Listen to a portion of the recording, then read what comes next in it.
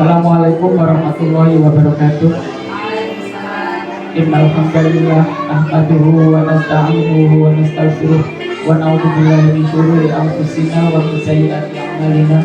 May yahdihillahu fala mudilla lahu wa may yudlil fala hadiya lahu. Asyhadu an la ilaha illallah wahdahu la syarika lahu wa asyhadu anna Muhammadan abduhu wa rasuluh la nabiyya ba'dahu.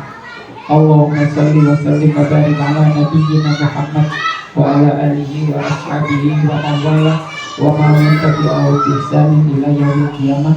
Yang terhormat Bapak Kepala Sekolah UPT SDN 55 Gresik, Bapak Ibu guru yang hadir di ruangan ini, syukur alhamdulillah kita masih diberi Allah rahmat, nikmat serta hidayahnya sehingga kita bisa menghadiri acara diseminasi aksi nyata CGP modul 14.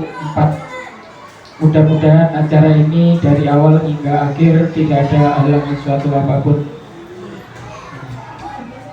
Salawat serta salam tetap terlimpah kepada Nabiullah Muhammad SAW yang telah memberikan petunjuk kepada kita dari jalan kesesatan menuju jalan yang terang benderang berupa agama Islam dan syariatnya.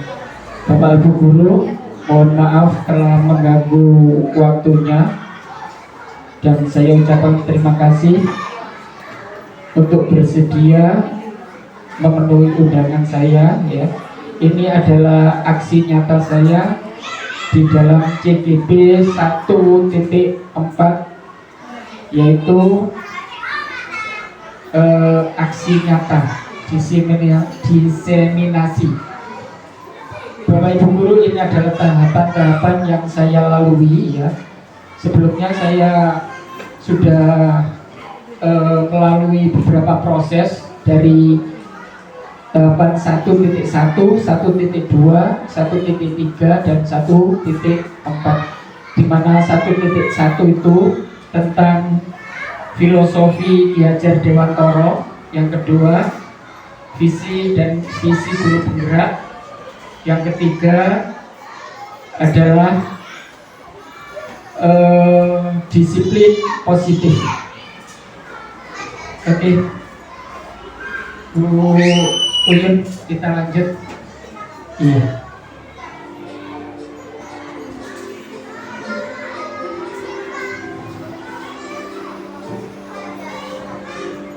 Oke, tujuan pembelajaran kali ini ya, itu saya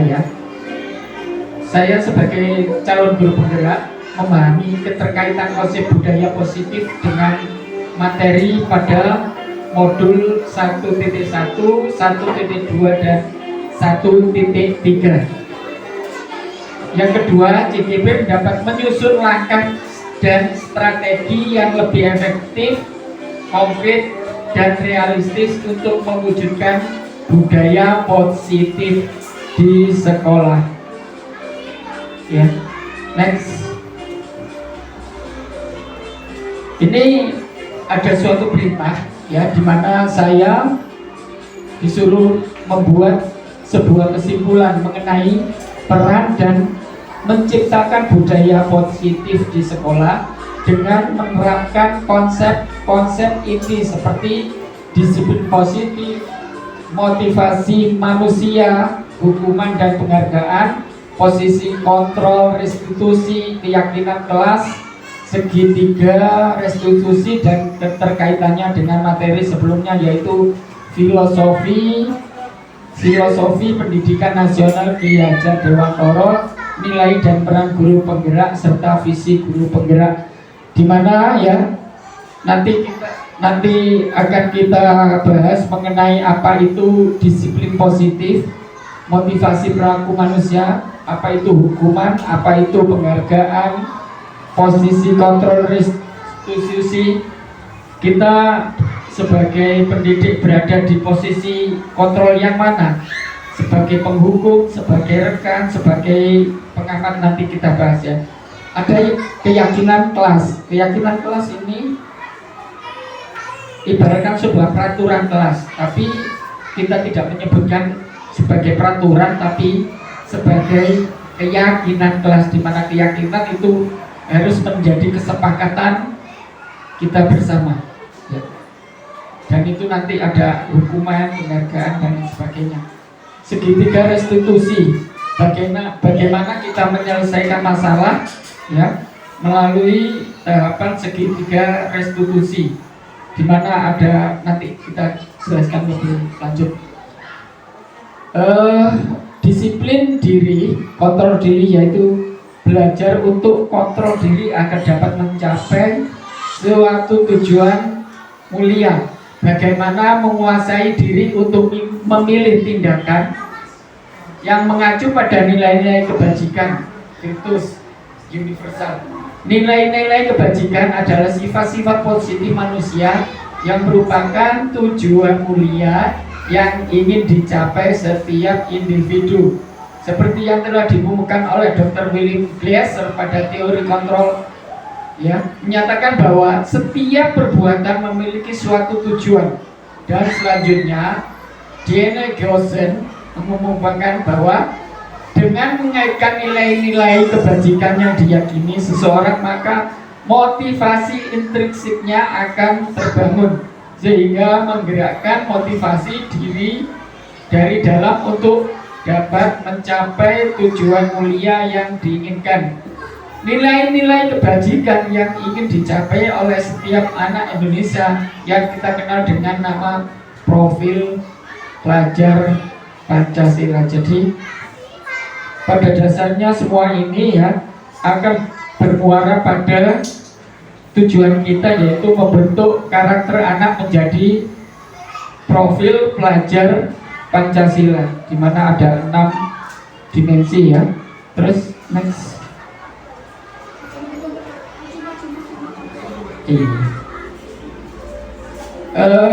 Ini peran saya sebagai guru penggerak di dalam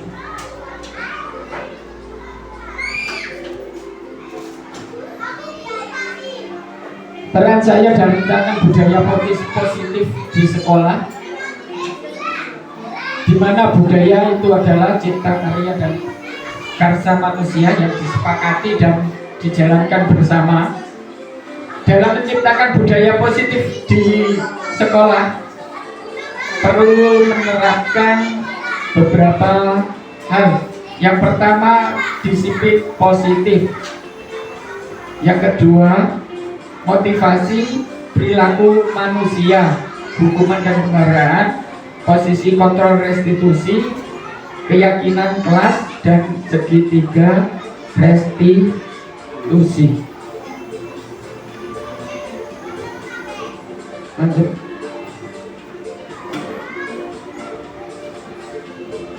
Nah, ini berkaitan dengan Bapak pendidikan kita. Ada beberapa filosofi keterkaitan dan filosofi pendidikan nasional Ki Hajar Dewantoro, di mana Ki Hajar Dewantoro ini adalah pelopor pendidikan di negara kita mulai dari zaman kolonial dulu ya, ketika anak-anak pribumi dilarang bersekolah, hanya anak-anak kalangan petinggi saja yang bisa mengenyam pendidikan, di mana asas pemikiran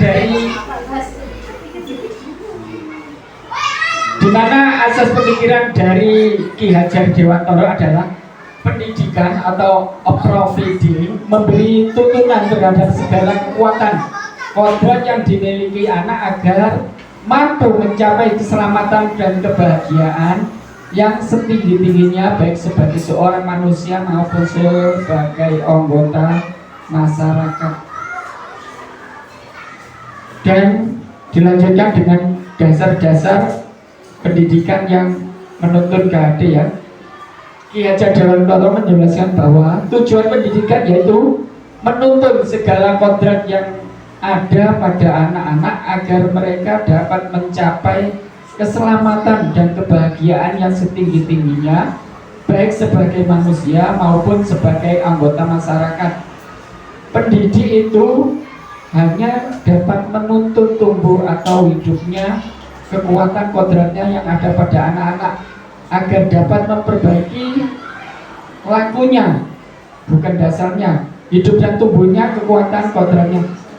Kodrat anak di mana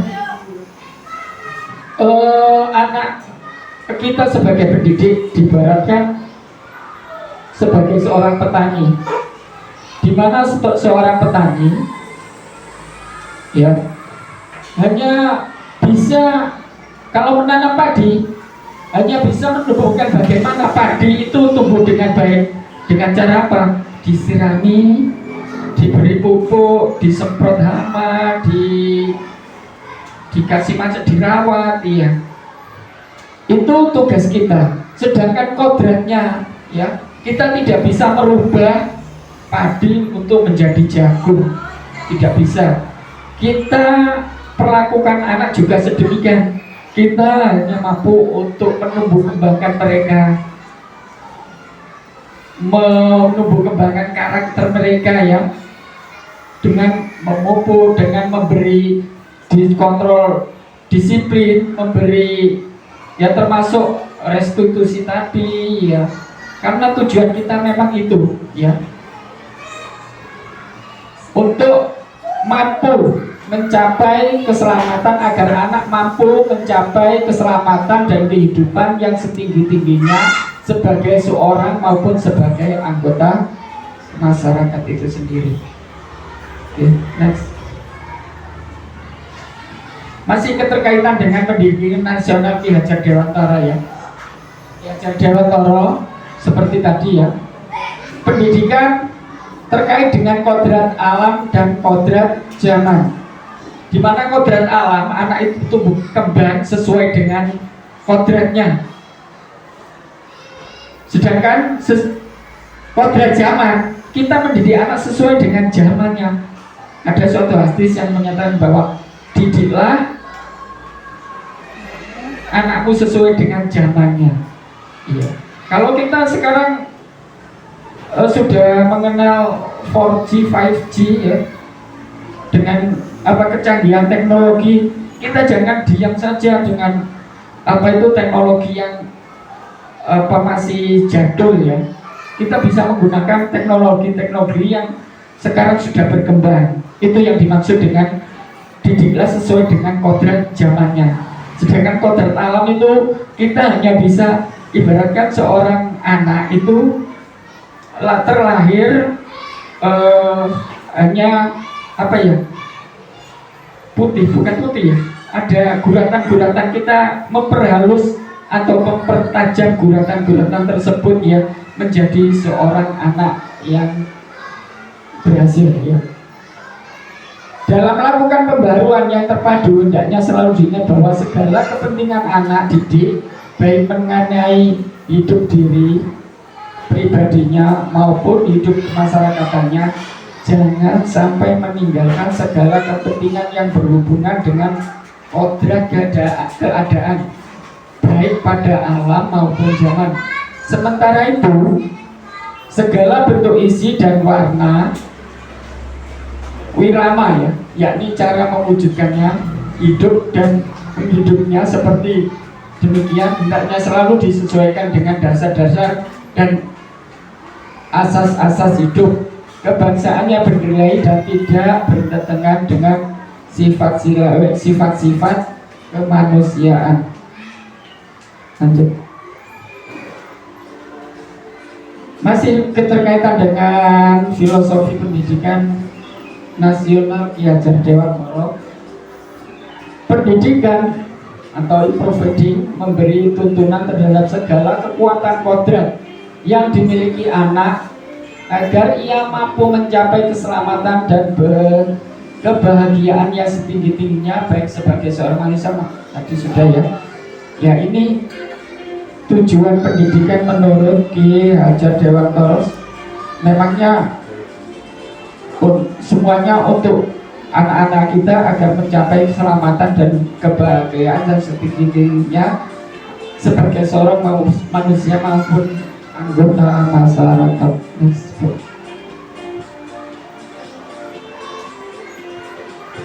Keterkaitannya dengan nilai dan peran guru penggerak ya. Di sini ada dua materi, yaitu nilai guru penggerak, di mana nilai guru penggerak ada 5 ya. Berpihak pada murid. Segala sesuatu yang kita lakukan harus menghamba pada diri anak semuanya ya.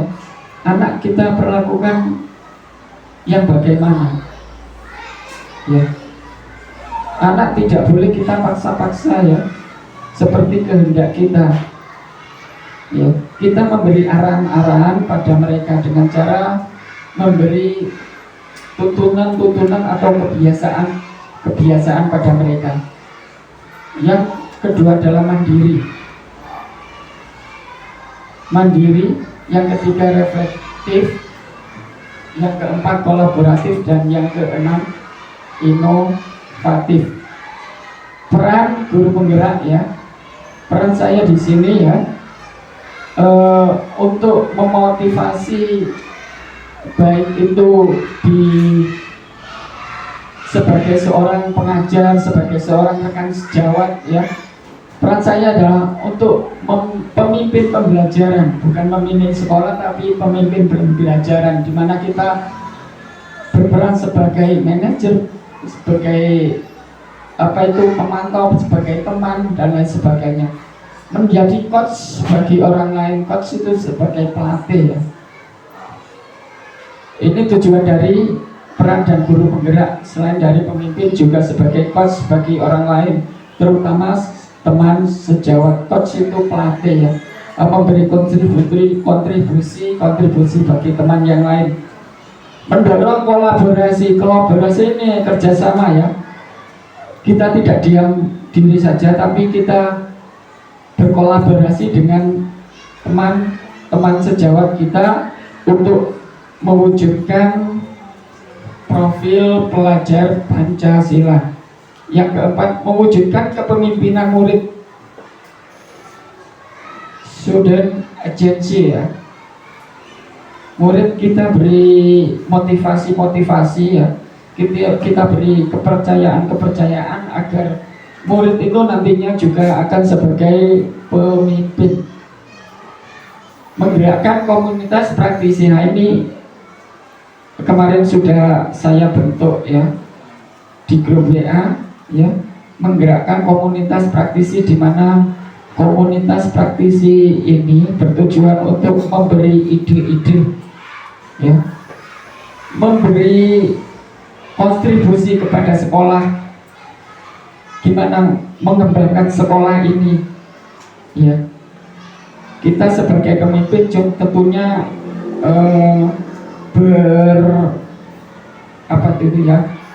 menurut filosofi KHD tadi ya, ing ngarsa tulodo, ing madya mangun karsa tupuri handayani, di mana kita di depan sebagai seorang pemimpin ya, memberi contoh, memberi tauladan, di tengah-tengah kita memberi inspirasi ide-ide ya, dan di belakang kita memberi dorongan untuk murid kita next.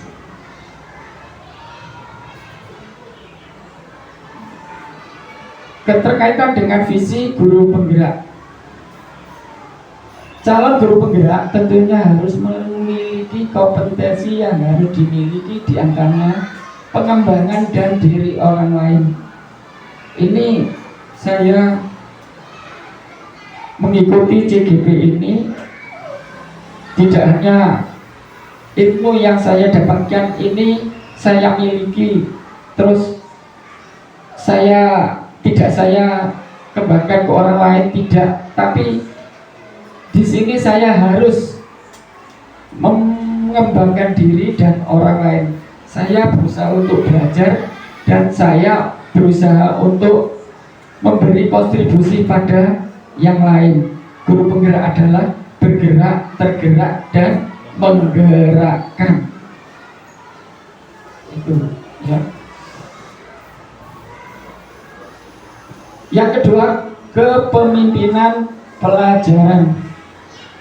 Dimana kita ya, diajari juga bagaimana memanage kelas ya, bagaimana itu memanage kelas itu ya banyak sekali ya, membuat keyakinan kelas, membuat aturan-aturan ya, yang sesuai dengan bagaimana kita menyelesaikan masalah dengan anak, itu nanti kita bahas ya. Kepemimpinan manajemen sekolah tidak hanya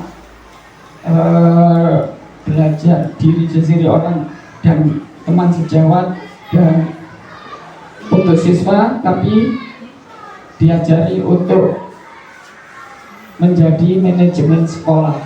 Gimana caranya untuk mengelola sebuah lembaga. Kepemimpinan pengembangan sekolah.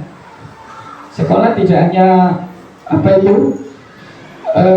tempat kita bekerja atau mencari, tapi sekolah perlu kepemimpinan yang untuk pengembangannya di masa depan. Dari keempat kompetensi tersebut merupakan hal mendasar yang harus dijalankan dalam melaksanakan peran sebagai guru penggerak dengan tujuan dapat memberikan manfaat perubahan yang positif untuk orang lain, untuk dapat memberikan perubahan di masa mendatang. Calon guru penggerak tentunya harus mempunyai visi sebagai langkah nyata di masa depan. Visi guru penggerak harus sejalan dengan filosofi pendidikan Ki Hajar Dewantara, sesuai dengan asas pemikiran dasar-dasar pendidikan yang menuntut kodrat alam dan kodrat zaman dan budi pekerti. Mengapa ini saya terus memberi motivasi kepada teman-teman untuk menjadi guru penggerak, yaitu tujuannya sangat baik sekali ya. Kita mendapatkan ilmu dan juga nanti kita bisa mengembangkannya kepada rekan-rekan yang lain, terutama kontribusinya terhadap sekolah ya. Kita kalau kita berpikiran bahwa nanti setelah CGP nanti jadi kepala sekolah, itu ya jangan seperti itu ya. Kita ikut CGP ini bertujuan untuk mengembangkan diri kita, teman sejawat dan sekolah. Oke, kita lanjut. Ini tadi sudah saya singgung di depan ya, 5 kebutuhan dasar manusia, kebutuhan untuk bertahan hidup, survive, cinta dan kasih sayang, love and belonging. 3, kebebasan, freedom. 4, kesenangan, fun, dan kekuasaan, power, kekuatan. Oke, next, Bu Wib.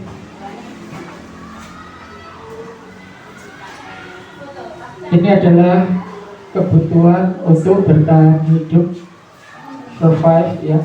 Kebutuhan bertahan hidup merupakan kebutuhan yang bersifat fisiologis untuk bertahan hidup, misalnya kesehatan, rumah, dan makan. Ini adalah kebutuhan sekunder ya pada diri manusia.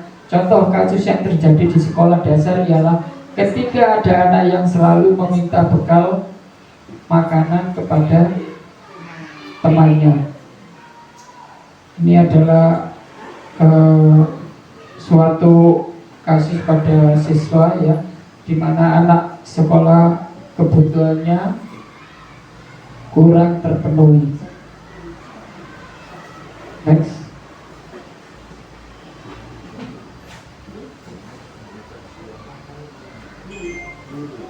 Kasih sayang dan rasa diterima, love and belonging. Kebutuhan akan kasih sayang dan rasa diterima, love and belonging, termasuk ke dalam kebutuhan psikologis. Pada umumnya anak-anak yang memiliki kebutuhan dasar kasih sayang dan rasa diterima yang tinggi ingin disukai dan diterima oleh lingkungan dengan baik Contoh kasus yang terjadi di sekolah menengah atas, misalnya ketika seorang anak yang membuat masalah untuk mendapatkan perhatian dari teman, guru maupun orang tuanya, maka kebutuhan dasar yang sedang dipenuhi oleh anak tersebut ialah kebutuhan akan kasih sayang atau rasa diterima. Yang ketiga, kebebasan atau freedom. Anak-anak dengan kebutuhan kebebasan, freedom yang tinggi, menginginkan pilihan. Mereka perlu banyak bergerak, menyukai hal-hal yang baru dan menarik, dan suka mencoba-coba. Anak-anak akan merasa mampu mengekspresikan diri secara mandiri, tidak tergantung pada orang lain, dan tidak mudah terpengaruh oleh orang lain. Contoh kasus di sekolah menengah atas ialah anak yang selalu diberikan bekal makanan dengan menu yang sama setiap hari oleh ibunya. Di sekolah dia membuat masalah dengan mengambil paksa bekal milik teman-temannya.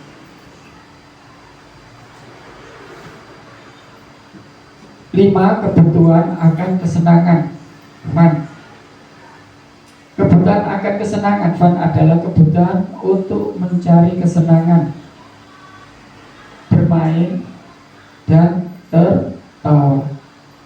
Kebutuhan ini muncul sejak dini, kemudian terus berkembang hingga dewasa.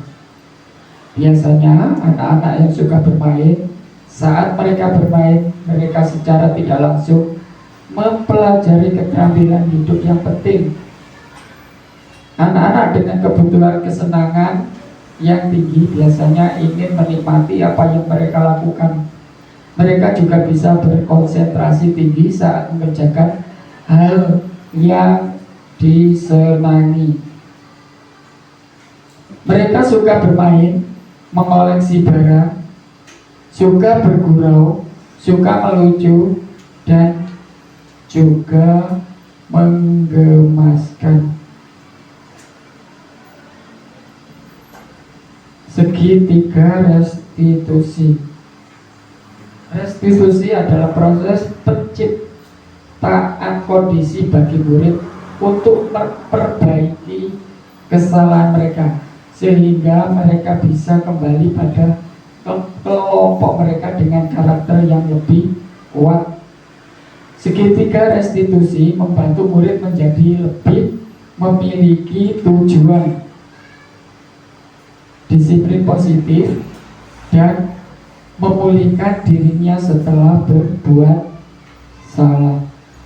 Tentunya ini adalah solusi-solusi yang diberikan guru kepada siswanya yang melalui segitiga restitusi, yaitu next book ada segitiga. Ini langkah-langkah segitiga restitusi. Yang pertama adalah menstabilkan identitas.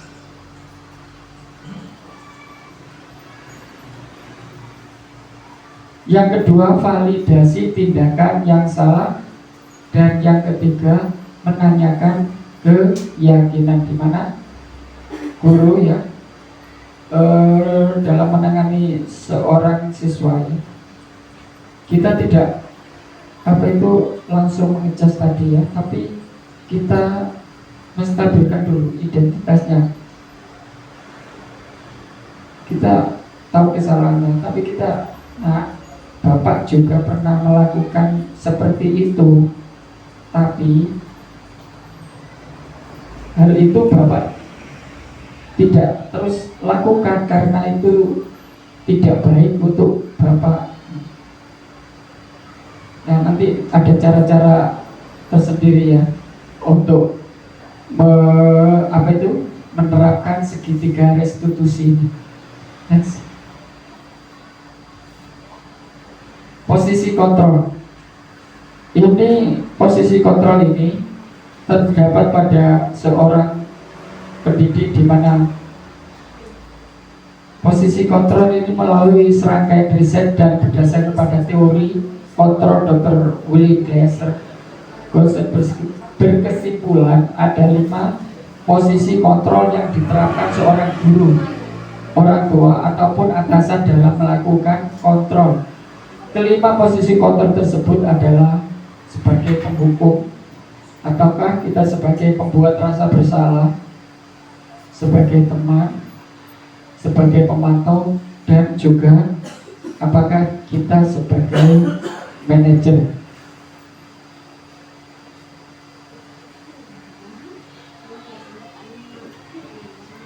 Pertama, ciri-ciri dari seorang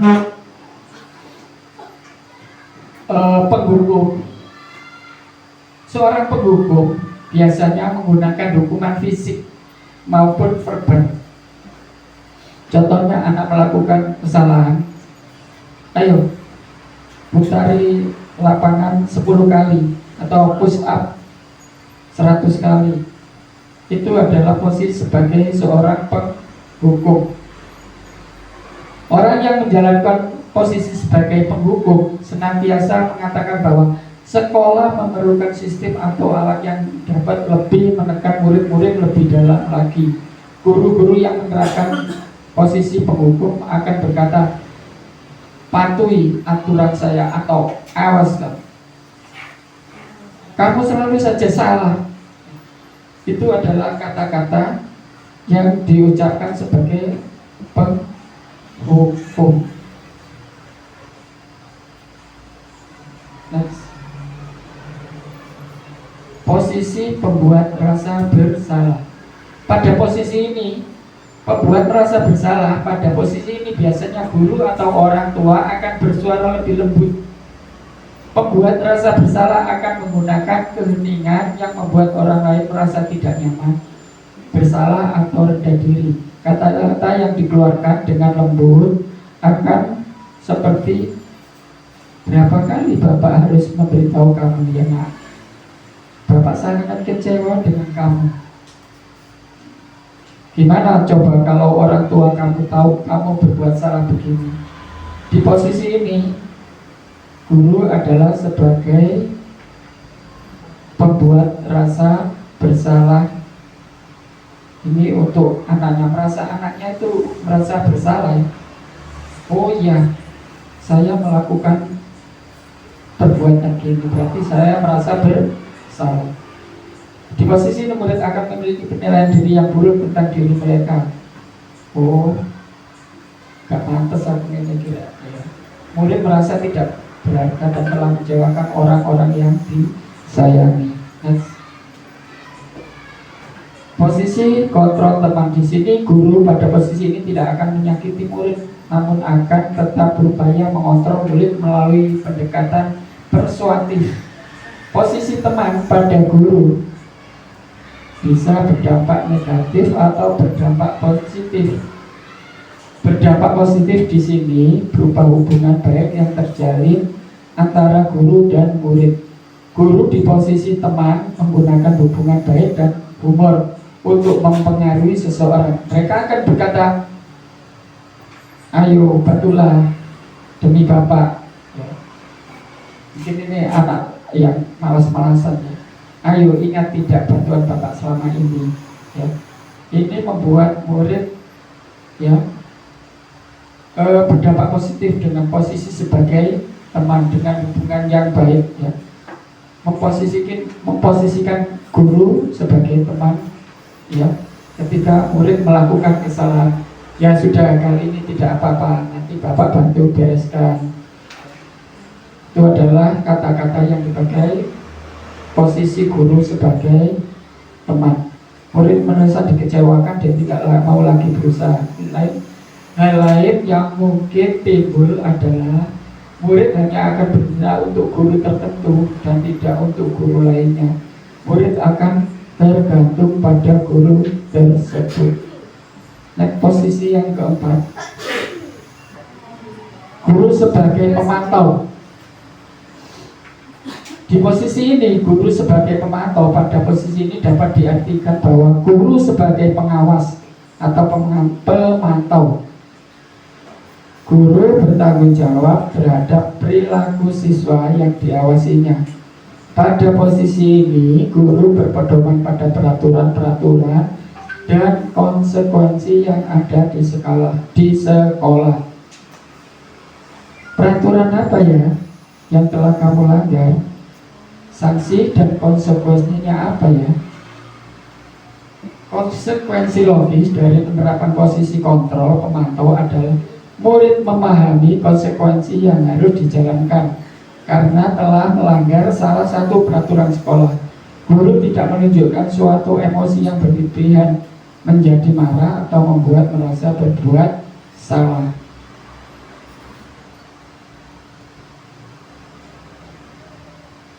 Nah, yang ke 5 selanjutnya, oh iya ini guru sebagai manajer.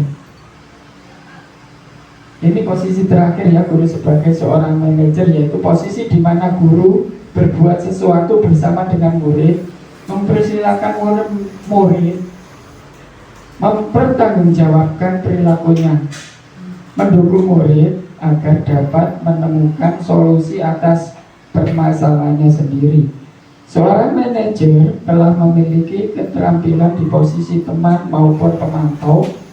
Dengan demikian, bisa jadi di waktu-waktu tertentu kembali kepada kedua posisi tersebut bila diperlukan. Di manajer, murid diajak untuk menganalisis kebutuhan dirinya maupun kebutuhan orang lain.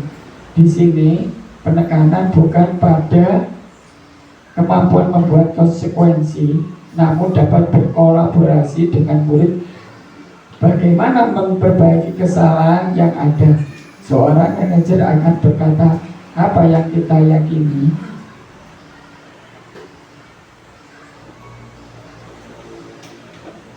jika kamu meyakininya, apakah kamu bersedia memperbaikinya?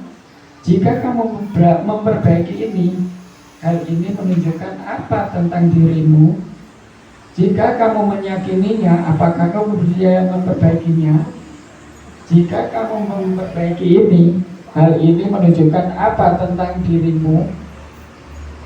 Tugas seorang manajer bukan untuk mengatur perilaku seseorang, tapi membimbing murid untuk dapat mengerti dirinya.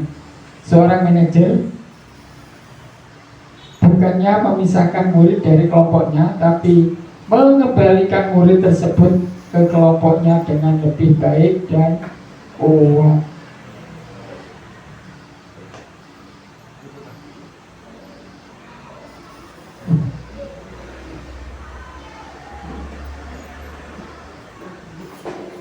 Bapak Ibu, mari kita saksikan penerapan segitiga restitusi. Pada video kali ini kita akan membahas tentang salah satu program disiplin positif yang diterapkan di lingkungan sekolah yang dikenal dengan nama restitusi.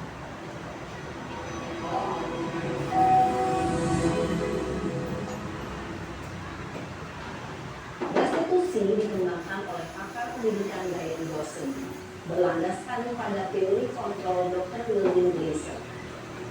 Segitiga restitusi adalah suatu proses dialog yang dijalankan oleh guru atau orang tua agar dapat menghasilkan murid yang mandiri dan bertanggung jawab. Pada saat guru di posisi manajer, aspek yang dikembangkan pada murid adalah motivasi intrinsik, sehingga penanaman nilai-nilai kebajikan dapat tumbuh dan berkembang menjadi suatu kebiasaan positif yang akhirnya membentuk karakter murid. Proses dialog ini terdiri dari 3 langkah yang digambarkan pada ketiga sisi pada segitiga restitusi. Sisi pertama adalah menstabilkan identitas. Sisi yang kedua adalah validasi tindakan yang sama. Dan sisi yang ketiga adalah menanyakan keyakinan. Ibu dan Bapak guru, berikut ini akan ditunjukkan bagaimana seorang guru berada dalam posisi manajer menggunakan penerapan segitiga restitusi.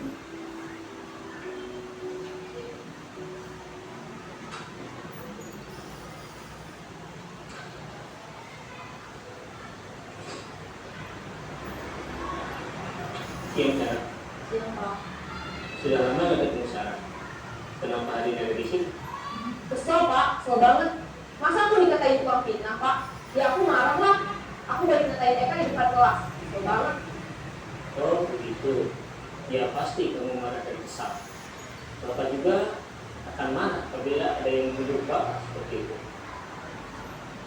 Kemudian pada saat itu kamu mau melakukan apa? Ya saya langsung ngatain Eka lah Pak. Kesel banget.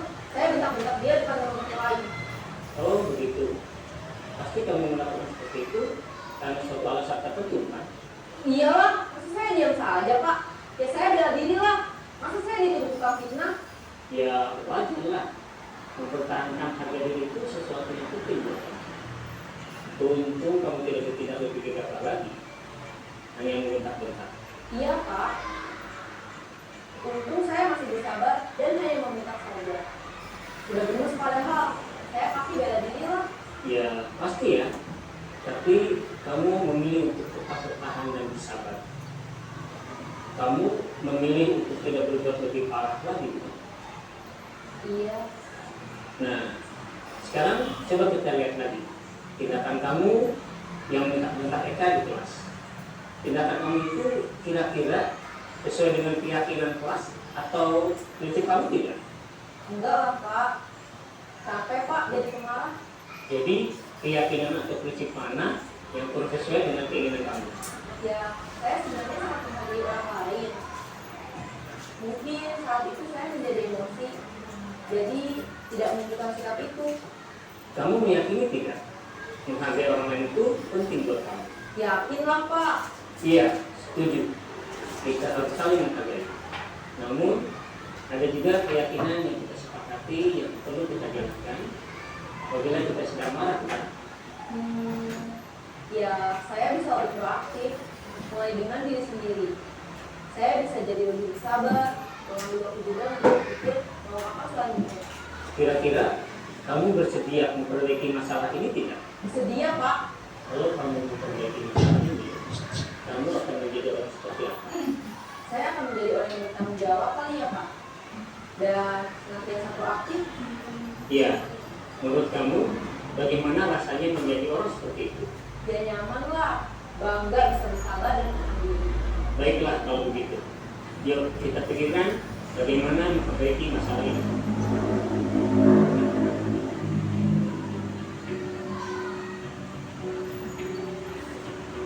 Ibu dan Bapak guru hebat. Baru saja kita menyaksikan contoh bagaimana seorang guru berada dalam posisi manajer menggunakan penerapan segitiga restitusi. Mari kita bahas satu persatu. Pada sisi pertama, menstabilkan identitas berdasarkan pada prinsip bahwa membuat kesalahan adalah bagian dari proses pembelajaran. Sisi pertama dari segitiga ini berperan menggeser identitas murid dari identitas gagal ke identitas sukses. Murid yang sedang bertingkah laku yang tidak pantas atau menarik diri saat itu sedang mengalami identitas gagal. Bila kita mengkritiknya, maka posisinya tidak akan berubah. Kita bisa mengajukan pernyataan-pernyataan ini. 1. Membuat kesalahan sesuatu yang wajar. 2. Manusia tidak ada yang sempurna. 3. Kita bisa memperbaiki masalah ini. 4. Saya tidak menanyakan kesalahannya. Saya lebih fokus bagaimana memperbaiki masalah ini. 5. Apakah saat ini kamu pernah menjadi orang yang baik untuk dirimu sendiri? Pada sisi kedua, validasi tindakan yang salah berlandaskan pada prinsip bahwa setiap perilaku berupaya memenuhi suatu kebutuhan tertentu. Guru yang telah memahami teori kontrol akan bergeser dari pemikiran stimulus respon menjadi proaktif dan mencoba untuk mengenali tujuan dari perilaku murid. Mengenali dan mengakui kebutuhan murid ini dapat memperbaiki hubungan dengan murid tersebut. Pernyataan atau pertanyaan bisa disampaikan dengan nada suara tidak menghakimi atau memojokkan, sehingga dapat mengembalikan murid pada posisi positif. 1. Kamu bisa saja bertindak lebih gegabah lagi dari ini. 2. Aku bukan melakukannya tanpa suatu alasan tertentu. 3. Kamu melakukannya karena mempertahankan sesuatu yang penting bagimu. 4. Mungkin kamu bisa mempelajari suatu perilaku baru yang lebih efektif. Bersediakah kamu mempelajarinya? Selanjutnya, kita akan simak sisi terakhir, yaitu menanyakan keyakinan. Teori kontrol menyatakan bahwa pada dasarnya kita termotivasi secara intrinsik. Pada saat perilaku yang salah telah divalidasi dan identitas sukses telah stabil, maka murid telah siap menaikkan keyakinan-keyakinannya dengan tindakannya yang salah, dan pemikirannya telah digeser ingin menjadi orang yang dituju. Pertanyaan-pertanyaan ini dapat mengaitkan keyakinan-keyakinan yang dianut murid. 1. Sebagai keluarga atau kelas, apa yang kita yakini? 2. Nilai-nilai apa yang telah kita sepakati? 3. Seperti apa gambaran sebuah kelas yang ideal bagi kamu? 4. Kamu ingin menjadi orang seperti apa?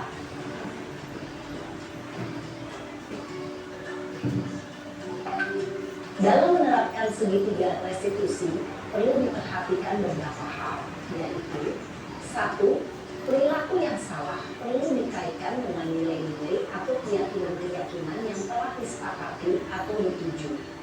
2. Kesediaan orang yang melakukan kesalahan untuk memperbaiki masalah. 3. Pemecahan masalah sebisa mungkin relevan atau memiliki hubungan dengan masalah yang ada. 4. Usaha. Perlu adanya suatu usaha perbaikan dari pihak yang berbuat kesalahan. 5. Waktu.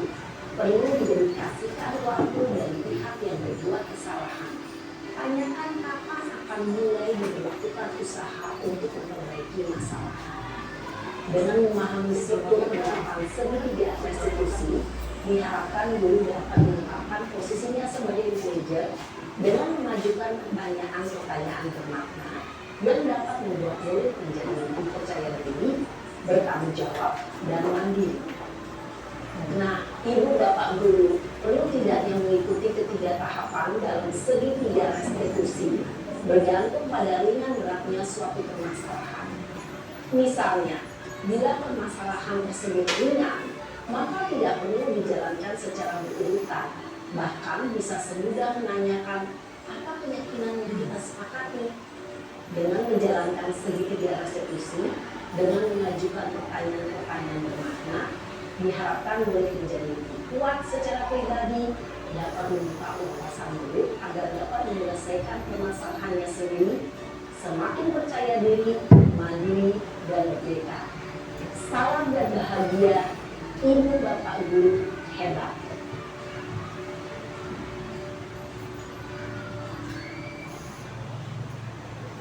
Oke, Bapak Ibu Guru, itulah tadi penerapan segitiga restitusi ya.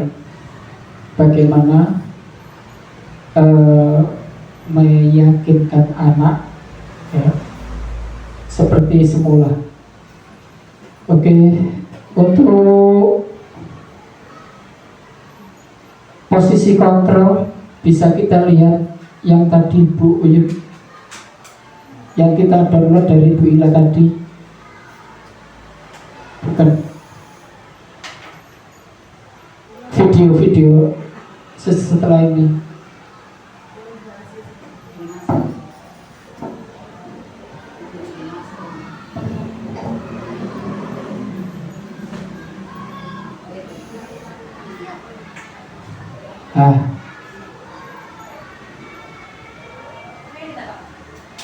Iya, sembarang Bu. Yes. Pokoknya yang bisa dibuka.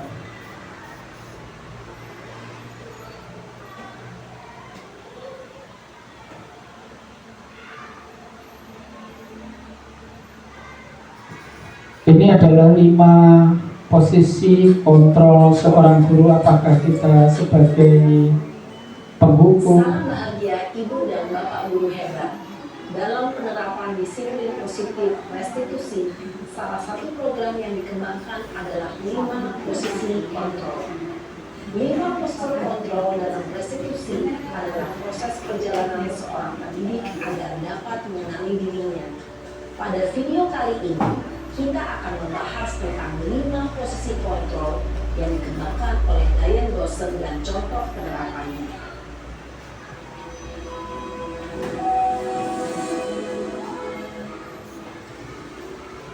5 posisi kontrol itu adalah 1.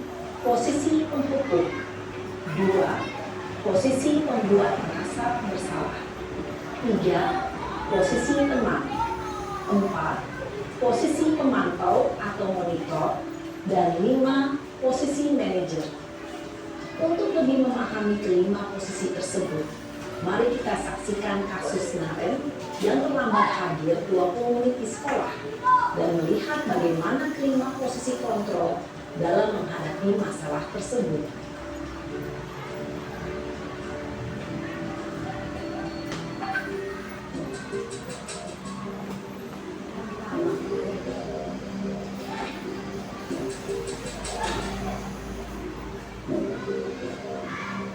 Naren!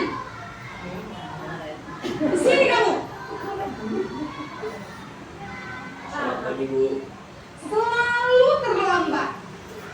Kamu deh, pasti terlambat. Maaf Bu, saya Apa? Apa coba? Alasan kamu apa lagi? Kapan sih kamu tidak terlambat? Malas sekali ya kamu jadi anak. saya Dasar pemalas. Gak kapok-kapok sih kamu.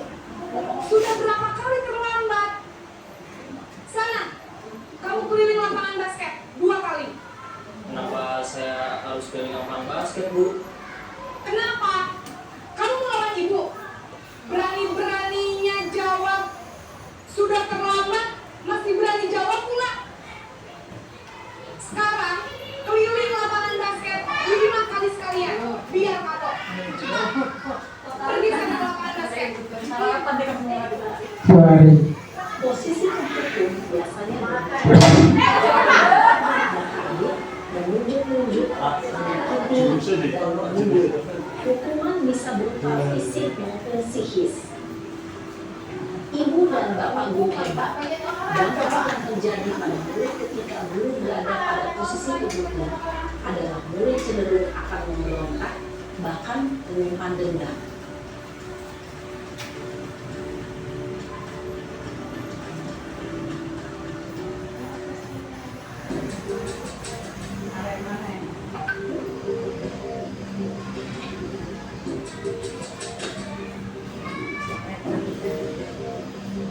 Naren!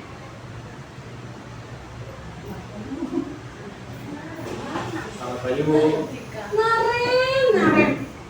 Kamu kenapa terlambat lagi, nak? Ya Tuhan, Naren. Kamu senang ya bikin ibu susah ya? Kalau kamu terlambat lagi, nanti ini yang ditegur bapak kepala sekolah, nak. Bisa nggak ibu tidak bisa membina kamu? Tuh, gimana ini? Maaf Bu, Duh, Gusti Naren. Kamu suka ya kalau ibu ditegur bapak kepala sekolah? Terus, sekarang ibu harus tulis apa yang di buku absen? Ini kamu sudah sering terlambat loh. Ibu harus apa coba? maaf Bu, maaf sekali. Ya sudah, lain kali jangan bikin ibu susah lagi ya nak ya. Ibu tidak akan kuat lagi kalau kamu begini terus. Bisa jantungan kalau ibu ditegur bapak kepala sekolah. Sana cepat kelas. Maaf ya Bu, maaf sekali. Ini tadi sebagai Posisi kontrol. membuat rasa bersalah. Merasa bersalah. Bicara dengan nada tenang, cenderung lembut. Namun kata-kata yang diutarakan membuat murid merasa menjadi orang yang gagal, memandang buruk dirinya sendiri, merasa tidak berharga, dan tidak sanggup membahagiakan orang lain. Ketika guru mengambil posisi pembuat rasa bersalah, murid akan menganggap dirinya yang bersalah dan ia akan menyimpan emosi negatif tersebut di dalam dirinya.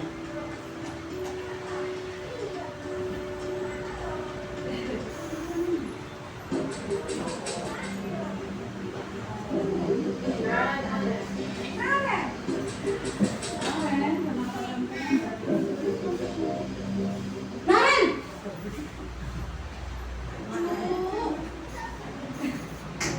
Selamat pagi Bu. wah, sudah jam berapa ini nak? Terlambat lagi ya sayang. Iya Bu, habis ibu saya lupa membangunkan saya Bu. Kamu malah menyalahkan ibu kamu. Kamu bukannya anak yang larinya paling kencang. Kok terlambat sih? Iya Bu, saya memang terlambat bangun tadi.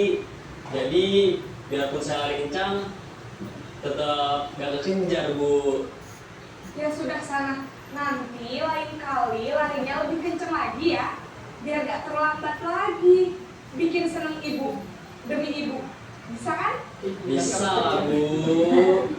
Ya sudah sana masuk kelas. Ibu beresin urusan absen kamu. Kamu ini ada-ada saja. Apa deh?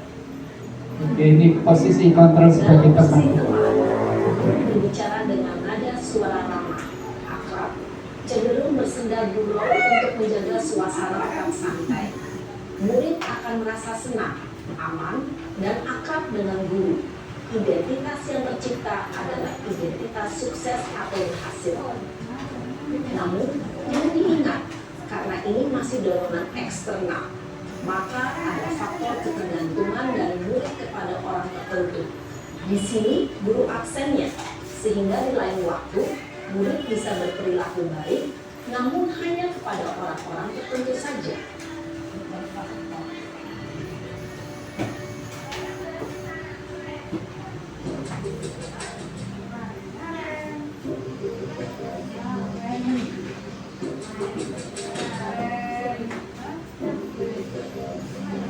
Naren!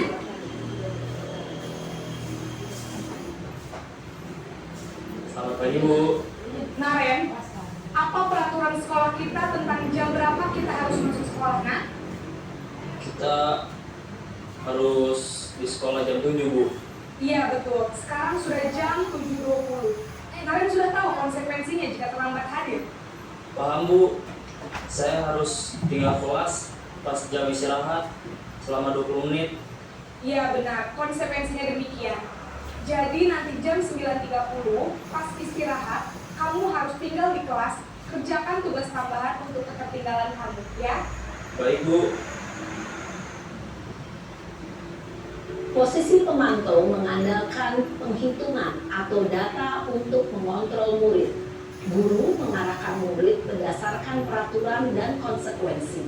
Seorang pemantau menunjukkan bahasa tubuh dan ekspresi wajah yang datar dan cenderung formal.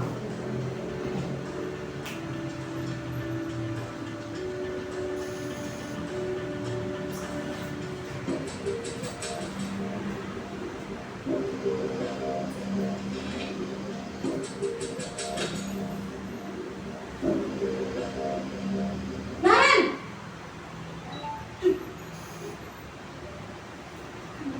Selamat pagi Bu. Selamat pagi Naren. Maaf Bu, saya terlambat. Iya, sekolah masuknya jam 7, sekarang sudah jam 7.20. Jadi sekarang bagaimana ini Naren? Maaf Bu, saya lupa setel alarm saya semalam. Baiklah, menurut kamu, keyakinan sekolah yang mana yang perlu kamu tingkatkan? Menghargai diri sendiri dan orang lain mungkin ya Bu. Setuju. Jadi, apakah Naren meyakini prinsip saling menghormati tersebut? Iya Bu, saya meyakininya. Apakah Naren bersedia memperbaiki masalah keterlambatan ini? Bersedia Bu.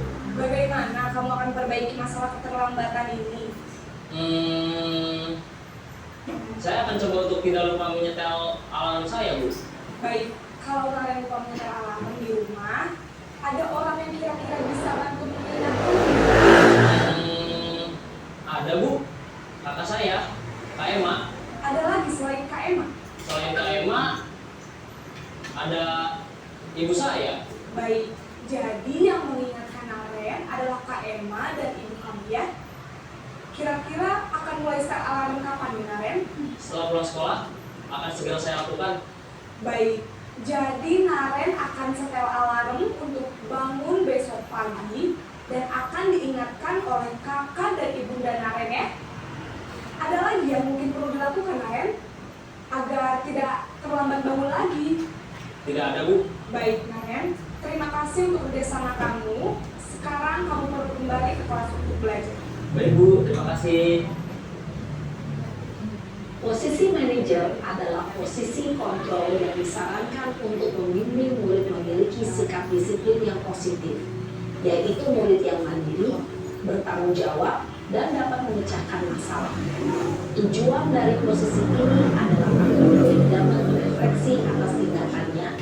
Guru akan dengan tulus memberikan pertanyaan-pertanyaan bermakna, sehingga membuat murid dapat belajar dari kesalahannya dan mencari sebuah solusi untuk menyelesaikannya. Ibu dan Bapak guru hebat, setelah mengamati adegan kelima posisi kontrol tadi, kira-kira posisi mana yang paling ideal? Posisi mana yang dapat menunjang motivasi intrinsik murid? Ya, tentu posisi manajer. Posisi ini memang posisi ideal yang ingin dituju setiap pendidik. Pada posisi inilah, guru dapat menerapkan disiplin positif yang berpihak pada murid, yang memerdekakan murid. Perjalanan seorang pendidik tentunya tidak mudah untuk sampai pada posisi seorang manajer. Namun, tujuan kita pasti, yaitu menciptakan murid-murid yang mandiri, merdeka, dan bertanggung jawab. Semoga penggambaran 5 posisi kontrol yang telah diperlihatkan ini dapat menjadi ajang refleksi bagi kita semua, agar dapat terus mengasah dan menerapkan disiplin positif yang memerdekakan murid. Mari terus berlatih dan bersemangat. Selamat menerapkan. Salam dan bahagia Ibu dan Bapak guru hebat. Oke. Kita sudah menyaksikan tayangan 5 posisi kontrol. Sekarang dibuka WA-nya. Ini ada sebuah kasus, nanti ibu guru menganalisis ini posisinya sebagai apa dan nanti gimana cara penyelesaiannya. Menganalisis saja ya, ini apakah sebagai penghukum, sebagai teman, sebagai manajer, sebagai pemantau, dan sebagainya. Coba disimak, dibesarkan. Ini bisa berdiskusi, Bu. Hanya diskusi kecil saja. Siapa itu sama belakang saja ya, satu kelompok ini.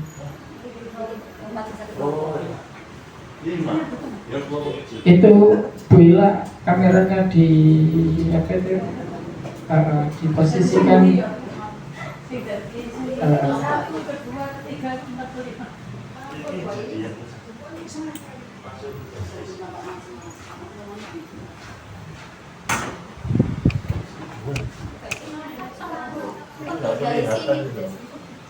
yang ini berkaitan dengan yang kedua, Bu. Ini yang kedua kan, Pak?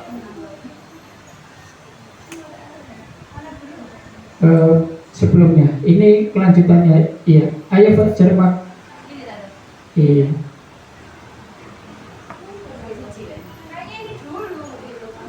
Iya, ini dulu. Iya.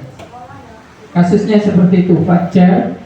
Ibu Dani sedang menjelaskan pelajaran bahasa Inggris di papan tulis. Namun beliau memperhatikan bahwa Fajar malah tidur-tiduran dan tampak acuh tak acuh pada pelajaran yang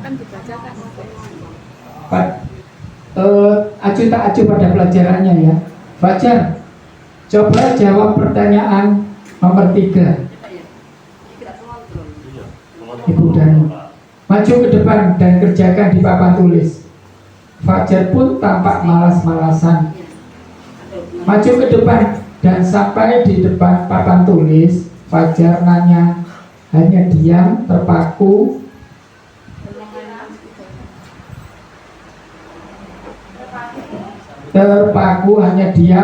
sambil memegang buku bahasa Inggris dan memainkan spidol di tangannya. Ayo Fajar, makanya jangan tidur-tiduran. Lain kali perhatikan.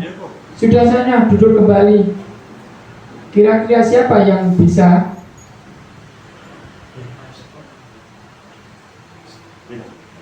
Fajar pun kembali duduk di bangkunya. Hal seperti ini sudah seringkali terjadi pada Fajar. Seperti tidak diperhatikan, acuh tak acuh, dan nilai-nilainya pun tidak terlalu baik untuk di pelajaran bahasa Inggris. Pada saat ditegur oleh Ibu Dani, Fajar hanya menjawab, "Tidak tahu, Bu." Dani pun menjawab lirih, "Gimana kamu Fajar? Kamu tidak kasihan sama Ibu ya? Ibu sudah capek-capek mengajar, kamu tidak kasihan sama Ibu." Dan Fajar pun diam membisu.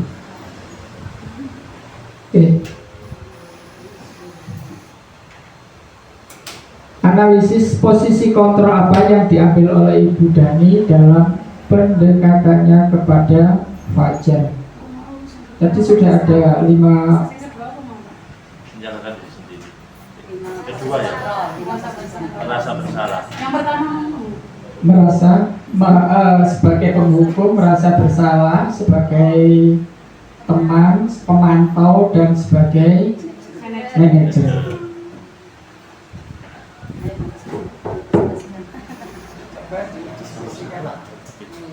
Coba didiskusikan ya, didiskusikan Pak Guru. yang pertama tadi sebagai penghukum, yang kedua itu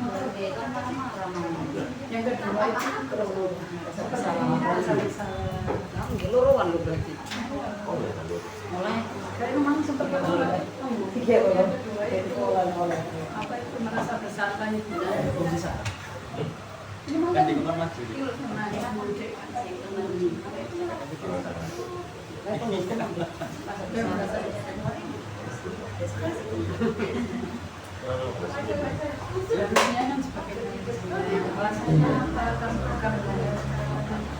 Dilihat dari kata-katanya ya, itu sebagai pemantau, penghukum, merasa bersalah, teman atau manajer. Sudah Pak? Sudah. Sudah.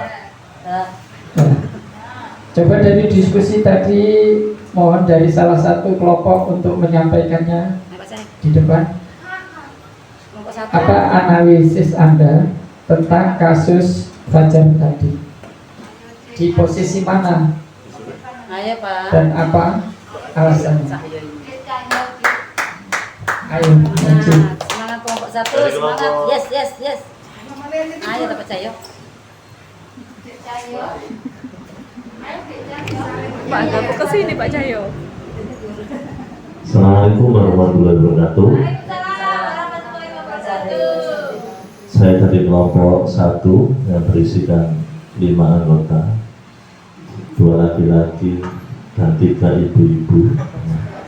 Untuk kasus Fajar ini ya, ini tolong di slide selanjutnya. Nah ini, belum sudah.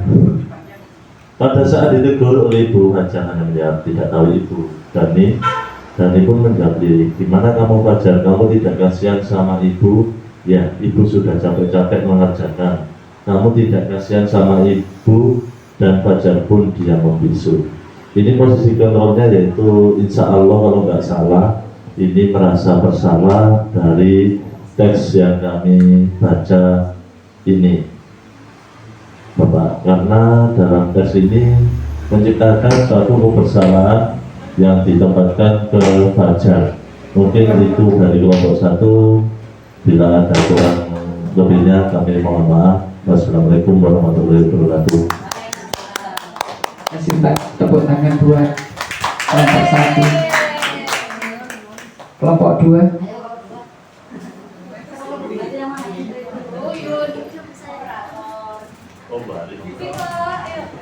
Ayo Bu Mira, monggo.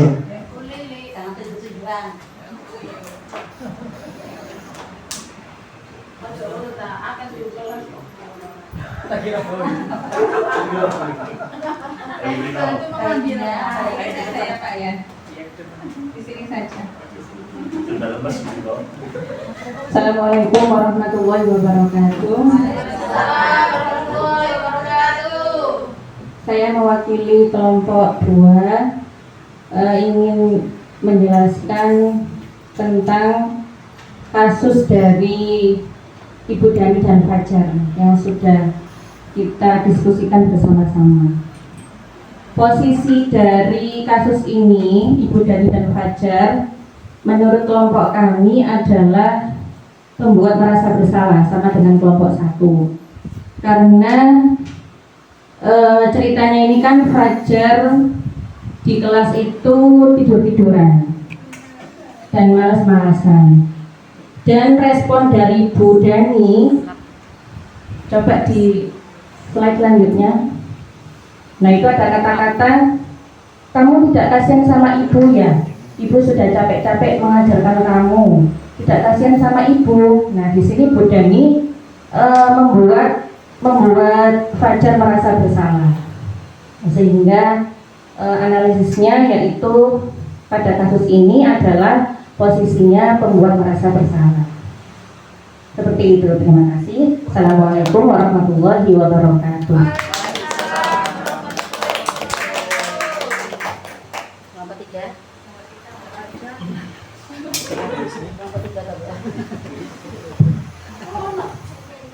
Terima kasih atas waktu yang diberikan. Menurut kelompok kami, kelompok 3, hampir sama dengan kedua kelompok sebelumnya.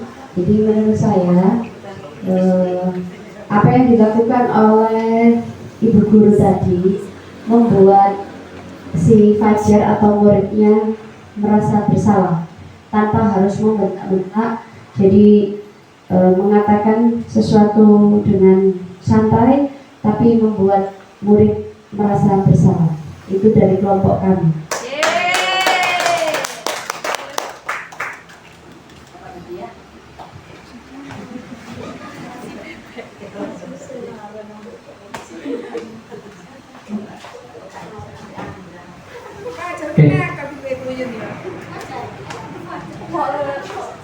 Ini semuanya sepakat bahwa posisi kontrol tadi adalah sebagai rasa bersalah. Ya, memang ada kata-kata ayo Fajar.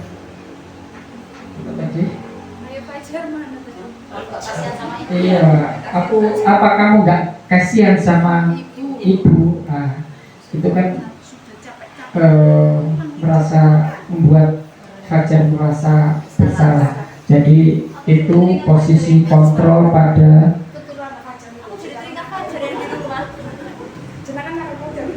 jadi itu tadi posisi kontrol ya untuk masalah Fajar. Sebagai jawabannya sebagai merasa bersalah. Benar semua.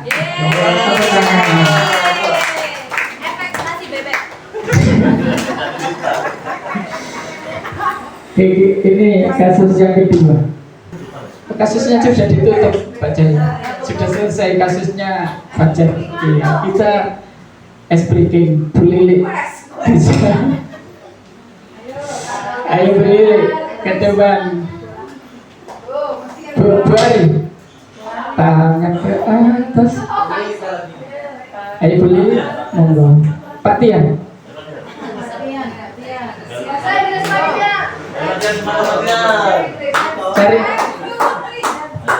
cari anunya dulu, karaoke-nya apa itu versi anu tanya es breaking. Lagu ke atas banggapai bintang versi. Yo, bisa Versi nanti brand Kim brand Kim mau brand Kim. versi karaoke. Brand Kim lo brand Kim. Siap. Mana? Atas? Oh.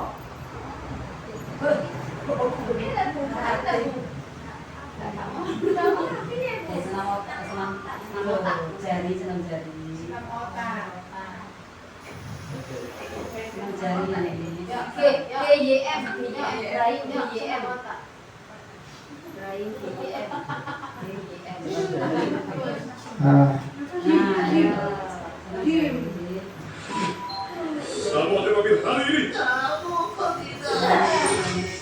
oke, kita relax sejenak ya untuk mencairkan suasana.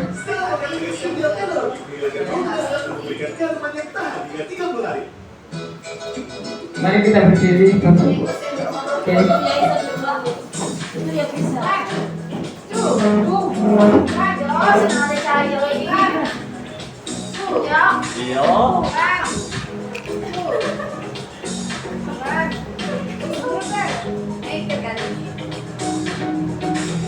Kolesterol. Ini saya murah ke sana. Bisa.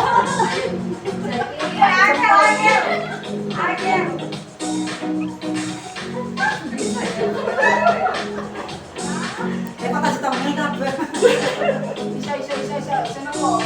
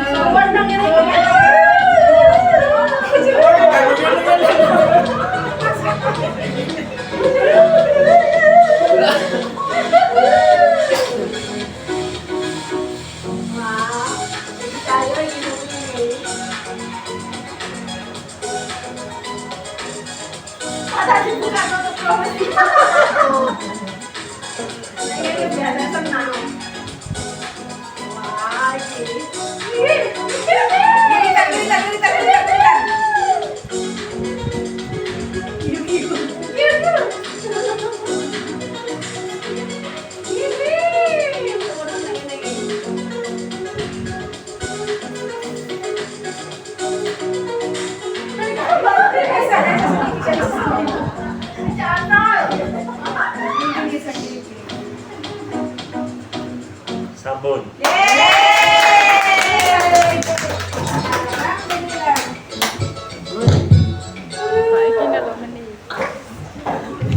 Oke, Bapak Ibu. Terima kasih atas waktunya dan memenuhi undangan saya. Mohon maaf telah mengganggu waktu jenengan semua. Mudah-mudahan jazakumullah khairan katsiran, semoga Allah membalasnya dengan yang lebih baik. Ini prosesnya gini ya, nanti Pak Cahyo, Bu Juro sama Dasi ini nanti juga melalui proses seperti ini ya. Oke, saya mohon maaf. Saya akhiri. Assalamualaikum warahmatullahi wabarakatuh.